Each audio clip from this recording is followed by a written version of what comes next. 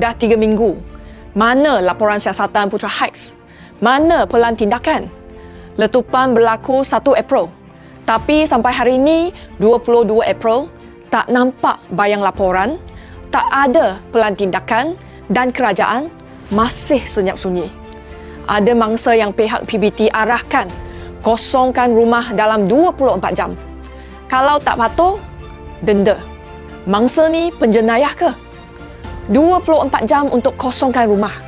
Tapi 21 hari, 1 laporan pun tak boleh siap.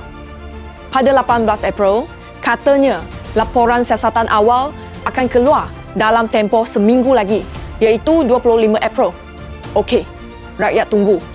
Harap tak tangguh lagi. Banyak pihak umumkan bantuan tunai. Tapi prosedur pun macam hantu. Ada yang dapat, ada yang tak dapat. Bantuan pun ada yang gaib. Harapan rakyat letak di mana? At the end of the day, kalau kerajaan terus diam, rakyat nak tanya siapa lagi? Kerajaan tak boleh minta rakyat bersabar kalau diri sendiri pun terus bersenyap. Apa yang mangsa perlukan sekarang? 1. Umumkan tarikh laporan siasatan dan dedahkan hasil secara telus. 2. Senaraikan semua pihak terlibat dalam projek kawasan. 3. Ambil tindakan undang-undang terhadap pihak yang cuai. 4. Salurkan bantuan yang dijanjikan sekarang, bukan nanti. 5. Sediakan pelan sokongan jangka pendek dan panjang. 6. Tubuhkan pusat koordinasi tetap untuk mangsa. 7. Laporan berkala dari agensi teknikal, Petronas dan kerajaan.